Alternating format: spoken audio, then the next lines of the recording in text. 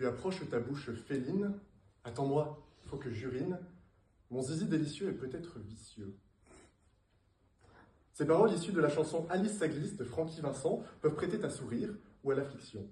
On pourrait penser qu'elles appartiennent à une forme de sous-culture musicale, tout sauf comparable à des chefs-d'œuvre tels que Les Fleurs du Mal de Baudelaire, Les Contemplations de Victor Hugo ou encore La Théorie des cordes de Pierre Faury. Et pourtant, aussi surprenant que cela puisse paraître, je vous affirme que ces œuvres sont non seulement comparables, mais plus encore, que toutes les œuvres d'art se valent, puisqu'elles ne valent rien. Et que l'on me traite de menteur, de vaurien, d'inventeur, d'imposteur si l'on veut, cela n'y changera rien. J'entends dire que dans des galeries à quelques minutes d'ici, dans le beau Paris, on trouverait des œuvres d'art affublées d'un prix. Un prix bien souvent hors de prix. Mais alors je répondrai que réduire une œuvre d'art à son seul prix ne permettra jamais de représenter sa valeur réelle. Parce que le prix n'est qu'une variable ajustable sur l'offre et la demande, sur la culture, l'endroit, l'époque dans lesquelles on se situe. Et puis qu'est-ce qu'un prix pour celui qui d'une œuvre d'art ne s'était pris? Non, une œuvre d'art c'est bien plus que cela.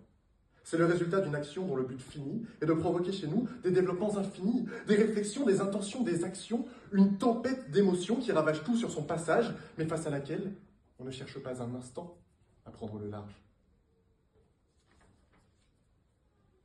De la même manière que les hommes naissent et demeurent libres et égaux en droit, les œuvres d'art, elles, naissent et demeurent libres et égales en interprétation. Alors libre à vous de vous enflammer au son de Johnny ou de fondre devant les horloges molles de Dali.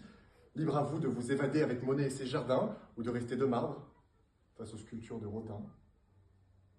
Car la valeur de l'art est aussi humaine qu'elle est subjective. Et si demain l'humanité disparaissait, les œuvres d'art auraient-elles encore une valeur? Est-ce qu'il y aurait quelque chose qui rendrait la Joconde plus particulière, plus singulière, plus précieuse qu'un autre tableau? Non. Non, car l'œuvre n'a pas de valeur pour ce qu'elle est, elle n'en a que parce que le spectateur veut bien lui en accorder. Alors certains lui donnent une valeur sentimentale, comme ce dessin offert à votre mère pour sa fête, et qui a plus de valeur pour elle qu'une toile de grand maître. Tandis que d'autres préfèrent valoriser l'esthétique, voire même l'inesthétisme d'une œuvre. Et c'est là justement tout l'objet du MoBA, Museum of Bad Art, littéralement le musée de l'art mauvais, qui se trouve dans le Massachusetts, aux États-Unis, et qui vise à célébrer le travail d'artistes dont les œuvres ne pourraient être montrées et appréciées ailleurs.